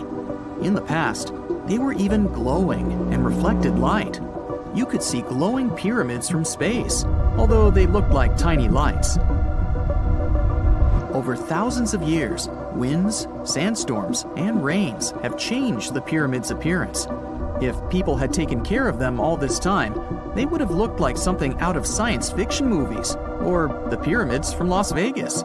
But unfortunately, we will never see their original appearance. Some archaeologists and scientists believe that the capstone could absorb the sun's energy and distribute it evenly throughout the pyramid. No one knows precisely why the Egyptians needed this technology. There's a theory the pyramids are ancient energy systems. The pharaohs applied this energy to use some unique technologies that were more advanced than all the achievements of the 21st century. And the triangular shape of the pyramids was ideal for boosting this electromagnetic energy. In theory, solar radiation, or electromagnetic forces, accumulated at the top of the pyramid, filled the inner rooms, and then went down the walls to the base. Any surface distortion could prevent the flow from spreading, so they had to create a perfectly smooth surface. That's why they installed the blocks so that nobody could squeeze a needle or razor blade between them. Many people believe in this theory because they built the pyramids from limestone. This material can hold energy inside itself. In the inner part, they created granite deposits to cause air ionization, that is, to create an electric charge. They also dug channels under the pyramid for water to transmit electricity. And at the top, they put a gold capstone, the best conductor of electricity. So, this is how you get a great power generator. Different cultures used similar technologies to create electricity all over the world. But these are all theories. If it had been working, humanity would have used these technologies today. There are mentions of the metal industry, chemistry, engineering, physics, mathematics, and astronomy in some ancient records. Most scientists don't believe in all these things. We know the detailed stages of the technology's development in different cultures. In the 21st century, scientists, historians, and anthropologists can track the evolution of all modern devices. If people had created some technological inventions in ancient times, the history of the world would have looked different. Perhaps all the achievements of antiquity could have been wiped off the face of the earth by global cataclysms. And it can happen to us. Just imagine how people would dig up a laptop in 5,000 years. Perhaps they wouldn't understand what kind of device it is. Another Egyptian wonder surrounded by mystery is the statue of the Sphinx. The Egyptians carved it out of a single massive piece of limestone about 4.5 thousand years ago. But scientists still don't know the exact date of its construction or who built it. People painted the Sphinx in different colors, so it looked much brighter and more vivid in the distant past. It was shining just like the Great Pyramids. Anyway, time hasn't only changed its appearance, but its name too. Initially, the Egyptians called it Horemeket. The Greeks renamed it the Sphinx about a few hundred years after it had been built. The Sphinx emphasized the greatness of the rulers of Egypt. It also performed a symbolic function of a watchdog guarding the tomb of the pharaoh and the paths leading to it. This version sounds realistic, since archaeologists have discovered many secret entrances at the foot of the Sphinx. Perhaps these rooms and intricate tunnels lead to underground halls with treasures. And treasures don't always mean gold and jewelry.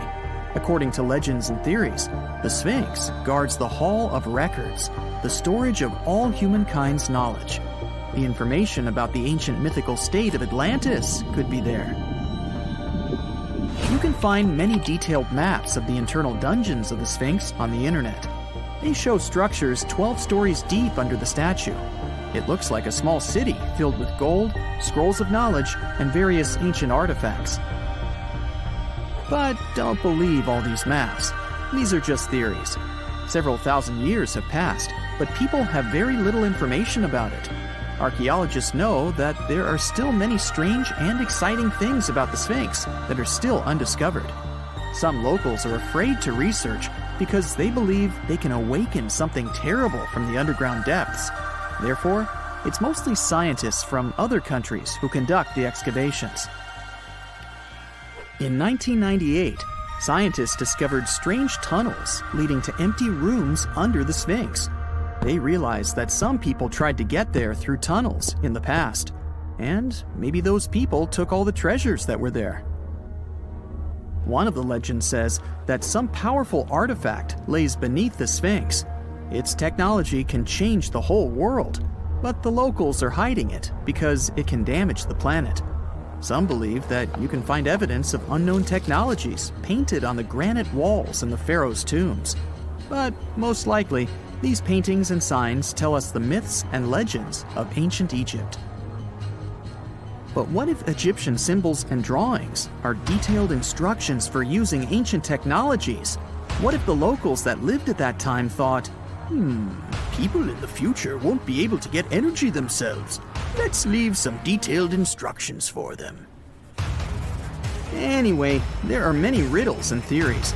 In reality, the search for answers is a dangerous undertaking, since it's not easy to get into the underground halls. Excavations can ruin the structure of the entire Sphinx.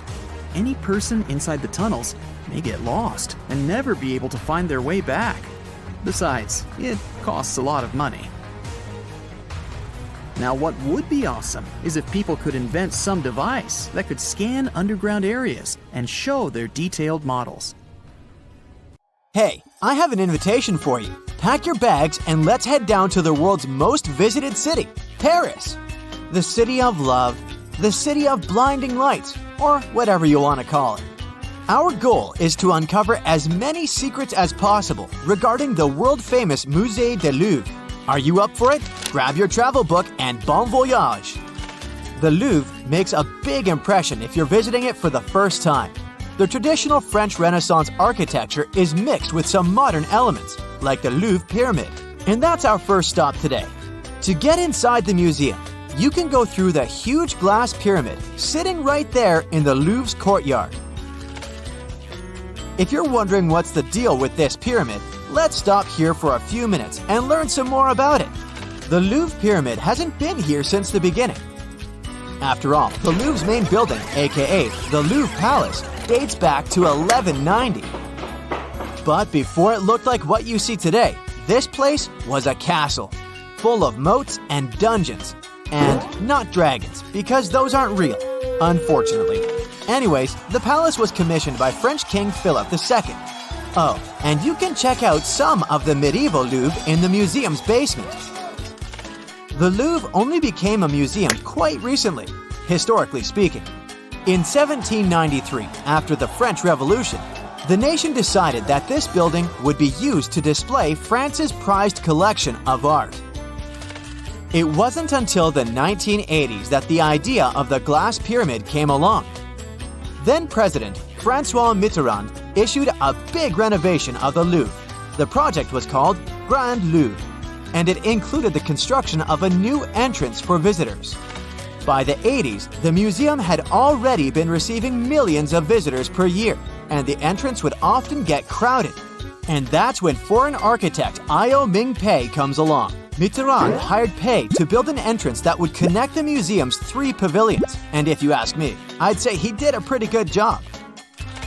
We're talking about 200 tons of glass and iron. Not to mention that this glass, the so-called diamond glass, was specially designed to be completely transparent, without any green or blue tint to it. Pei wanted visitors to have a clear view of the main buildings without the glass interfering with it. It took 2 years just to get the glass color right. It also took a while before Pei decided he was going to build a pyramid. He experimented with designing a cube and even a hemisphere. But since the original building doesn't have any curves, this would make the courtyard piece too out of context. So, he decided to build a pyramid instead, inspired by the ones in Egypt. After all, the Louvre holds an immense collection of ancient Egyptian artifacts, so that kind of makes sense. Just a wild guess here. The thing is, the French are pretty critical, and once the Louvre pyramid was finished in 1988, it became the center of a very heated debate. Public opinion was unsettled by such a modern construction. Today, people take all kinds of weird selfies with the pyramid. But back then, locals were saying that the modern architecture had nothing to do with the Louvre's Renaissance style, or even the history of the building. Some even said that the pyramid wasn't French enough. Yikes! Standing in line to get inside the Louvre, you can't help but wonder, how do people clean this huge glass pyramid? We're talking glass slopes, so this sure isn't an easy feat. In the beginning, the museum administration apparently hired mountaineers to climb it and clean it. And some still do this job nowadays when the robot built for this task can't clean all the dirty spots off the glass. I'm not joking, the Louvre pyramid is cleaned by a robot. You know what they say, the future is here. Once you're down the escalators, you'll notice that this awesome pyramid you were taking pictures with upstairs has an inverted face to it downstairs. It serves as a skylight to the Carousel du Louvre, which is like an underground shopping mall or the museum's main lobby.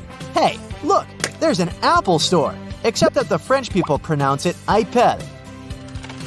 You'll have the option to choose from 3 different wings of the museum, the Richelieu, Sully, or Denon. I say we begin with Denon. You'll understand why in a bit. Did you know that the Louvre exhibits around 35,000 pieces of art? That's why it's virtually impossible to visit everything in one day. If you're an art lover, you'll have to come back here for more visits. But to see all the pieces of art spending around 30 seconds on each, you'd have to visit the Louvre over 100 times. And that's not counting restroom and lunch breaks. You get the picture, right? The museum is huge. That's why it takes about a 10-minute walk to get from the lobby entrance to the Louvre's most famous painting, the Mona Lisa. But since you're here early, you managed to take good pictures of this Da Vinci masterpiece. A little known fact, the Mona Lisa was once stolen from the Louvre. It was once stolen at night by a man called Vincenzo Peruggia. He was an employee of the museum, and investigators think he slept inside the Louvre to perform what is known as the greatest art theft of the 20th century. Apparently, the next morning, Vincenzo simply walked out of the museum with the Mona Lisa hidden among his belongings. The Mona Lisa was gone for almost 2 years until the painting was recovered in Italy. Who knows, maybe she enjoyed the trip back to her homeland. If you're an art history buff, you might know that the Mona Lisa has lots of theories revolving around it. The painting is shrouded in mystery, that's a fact. A strong case has been made that the Mona Lisa could be a self-portrait of Da Vinci himself. Historians have compared Da Vinci's face and that of the Mona Lisa, and guess what? They appear to be strikingly similar. Also, a 2010 study done by Italy's Committee for Cultural Heritage found that there is a collection of symbols hidden in the painting. These are only visible through highly technological magnifying lenses, but they showed that Leonardo inscribed an LV inside Mona Lisa's right eye. Experts guess that this is Da Vinci's signature, but the other symbols, a CE in the left eye and a 72 in the arch of the background bridge, are still a mystery. But enough about La Gioconda. We want to get to the Soli wing of the museum. Along the way, you'll see some people sitting in front of paintings with a drawing book or even a canvas. Is that allowed? Yep, this is a very interesting feature of the Musée du Louvre. The museum houses an art school called École du Louvre. The students of this school, as well as other Parisian institutions, can get permits to sit in front of paintings and copy them. This way, promising young artists can learn directly from the source. They copy the works of Renoir, Monet, and Poussin, trying to figure out the techniques these painters used. Can I sign up for this, please? To finish your tour, you're visiting the ancient moat we talked about earlier in this video. You know, the one that was part of the original Louvre when it was still a castle.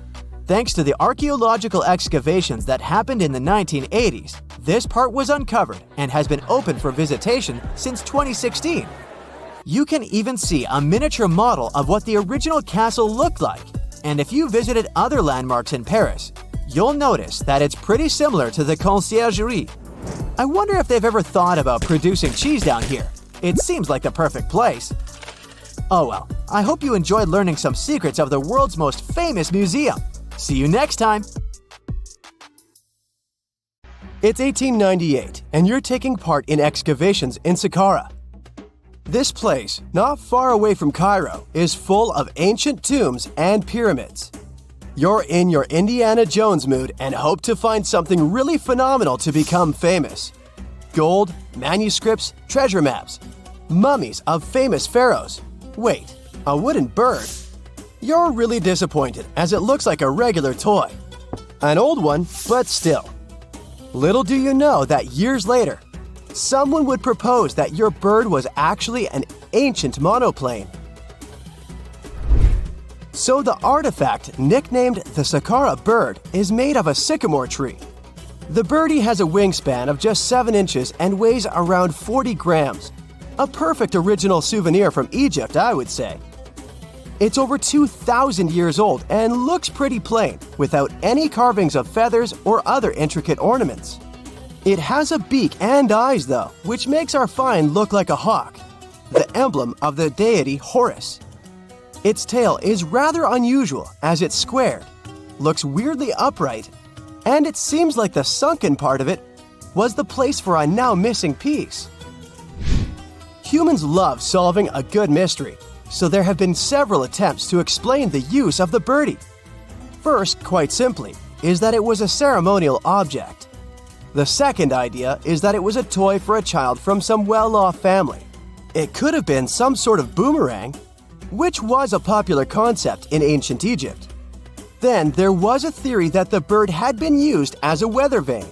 But this one has been debunked as the figure doesn't have any holes or markings, except for the one made at the museum in Cairo to fix the exhibit on a stick. So there was no way to hang it in the past. Almost a century after the bird was found, Egyptologist Dr. Khalil Masiha proposed a new theory that it could have been a model of a monoplane. He believed the bird was missing a horizontal tailplane. Otherwise, it had its wings set at a right angle, similar to that of modern planes. It could have worked to generate the aerodynamic lift necessary for flights. Dr. Masiha also claimed that it was common at that time to place miniature models of technological inventions in tombs.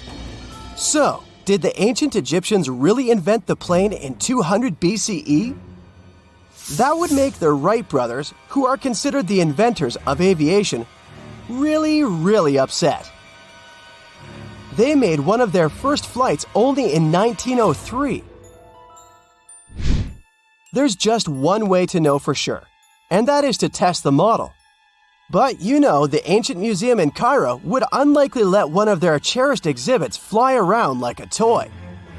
That's why glider designer Martin Gregory built a similar model, this time of balsa wood, and concluded that even with the missing tailplane, the plane wasn't much of a flyer. Case solved? Not really. This didn't sound convincing enough to the History Channel, so they invited an aerodynamics expert to build another replica of the bird. He tested it in weather conditions similar to those in Egypt and was impressed with the little plane's abilities. So, if they did invent the prototype of a plane back in the times of pharaohs, it would be a good example of an oupart. That's an out-of-place artifact, an object that's way ahead of its time in terms of technology or history. And the Saqqara bird isn't the only example of such a revolutionary concept. In 1901, a group of divers retrieved the Antikythera mechanism from an underwater shipwreck near the Greek island of Antikythera. It's been dubbed the world's first analog computer, and it's currently dated around 100 BCE. The bronze mechanism could tell the position of the sun, moon, planets, and stars, as well as the lunar phase, the dates of upcoming solar eclipses, and even the speed at which the moon moves through the sky. No one's sure who used it and how or where it was made. But it's obvious that it's extremely precise and way too advanced for its time. The first flushing toilets in the world were invented in the middle of the 20th century. Just kidding. The ancient Minoans on the Mediterranean island of Crete and the Indus Valley civilization both came up with this brilliant invention at the same time, around 4,000 years ago. The plumbing and sanitation were so well done that no one managed to design anything better until 2,000 years later. One ancient Minoan lavatory was discovered at the Palace of Knossos. It looks like it had a wooden seat set over a tunnel that directed water from a rooftop reservoir to an underground sewer. Other varieties got water from jugs. Only the super rich people could afford all this glory. So if you wanted to shop for real estate back then, the flushing toilet would be a telltale sign you were in the rich neighborhood. Automated doors became a cool, seemingly new invention back in 1931. But the technology behind them is actually much older. Think the 1st century CE old. Mathematician and engineer Heron of Alexandria came up with a hydraulic system to open and close temple doors. To bring it into action, you need to light a fire to produce heat. There was a brass pot under the fire, half filled with water. The inventor connected the brass pot to containers that acted as weights. When the fire was burning, the water moved into the containers. They went down and pulled the ropes. It was nothing like a supermarket door that opens in front of you before you even have time to think. Heron's door took hours to open, and there was no way to stop the process. That's why they only opened the doors once a day before people entered the temple, to add some mysticism at the temple during ceremonies. Spooky. Looks like the first ever battery was invented in Baghdad around 2,000 years ago. A German archaeologist found this oval-shaped clay jar in 1938. Scientists are still not sure what purpose it served and who exactly invented it. There is a theory that it was used for electroplating objects with precious metals. When they filled it with a weak acid like vinegar, the battery produced around 1 volt of electricity. Another theory says it was a vessel for sacred scrolls. Would you like to buy contact lenses designed by Leonardo da Vinci himself? In 1508, he invented a glass lens with a funnel on one side. You were supposed to wear it with water inside to improve your vision. Sounds a bit uncomfortable, doesn't it? So, around a century later, French scientist René Descartes decided to improve the idea and make the cornea contact the future lenses. Contacts because they contact your eyes, get it? The glass tube with liquid did help improve vision, but blinking was sadly impossible. 2.5 centuries later, new technologies in the glass industry let scientists design contacts that would fit in the eye and even let the wearer blink. Thanks, guys! Still, those lenses were made of heavy blown glass and didn't let the eye breathe. About 50 years later, contacts became plastic, lightweight, unbreakable, and scratch-resistant, but still covering the entire eye. And then, in 1948, an English optical technician accidentally sanded down a plastic lens and figured out they'd still be in place even if they covered only the cornea. Imagine you're living in 19th century London and need to send a message to New York. It would have taken about 10 days to get there by ship. So when delivery time went from days to hours in 1858, it was a true sensation. The first message was sent by Queen Victoria herself. It was all made possible thanks to the transatlantic telegraph cable, running under the ocean. Sadly, the new cool invention only lasted a few weeks. It took years to bring it back to life. Imagine you could spend an entire week scanning ancient ruins and taking photographs of the world's most surreal archaeological sites. Would you be up for it? So, let's do some digging. The first stop on your busy itinerary is Southeast Asia. It's home to some pretty cool ruins. You start in Bagan, located in the hinterlands of Myanmar. There are many ways to visit the site, and you're glad you've booked 2 different experiences. The first one is a hot air balloon trip at sunrise. Right before dawn, you board the balloon, and as soon as the sun starts to appear on the horizon, you begin your flight over the marvelous area. As the sun rises, it glistens on more than 2,000 conic-shaped golden structures. The hot air balloon ride is quick, but it gives you unparalleled views of all the 40 miles over which the site sprawls. Back on land, you rent a bicycle and roam the village of ruins. Some of them are open and allow you to peep inside. These magnificent ruins were built between the 11th and 13th century CE and were mainly places of worship. There were originally over 10,000 buildings, but they were gradually deteriorating over time due to earthquakes. Thankfully, the site became a UNESCO World Heritage Site back in 2015 and has since been preserved. Up next, you catch a flight to Cambodia. You take some time to visit Angkor, the world-famous archaeological site nestled deep within the jungle. Good thing you've brought bug spray with you. The city of Angkor was once the capital of the Khmer Empire from the 9th to 15th century. FYI, the word Angkor means capital city in the Khmer language. The city was founded by King Yasovarman I, and it became one of the largest cities in the pre-industrial world. Researchers say nearly 1 million people live there. Until today, Angkor is admired for its stunning architecture. The Khmer style is recognized in the use of huge blocks of sandstone. The towers are believed to have been once decorated with gold. But today, the site is a maze of vine-covered temples. The city was abandoned in 1431 and wasn't rediscovered until the 1840s. Oh, and just so you know, this is also a UNESCO Heritage Site. It became one in 1992, in case you want to brag to your friends about your culturally rich adventures in the future. Now, your trip continues in Egypt. You're here to visit the Karnak Temple in the city of Luxor. You opt for the most unusual way to get to Luxor. That is, a boat ride down the Nile River. Leaving Cairo, you head south until you reach the famous ancient city. Luxor was once the capital of Egypt and a true hub of power and wealth. That is why the Karnak complex is such a great archaeological site. You choose to visit it at night, and still at the entrance, you are struck by the site's beauty. In the evening, artificial lights cast a golden glow on the temple statues and stone columns.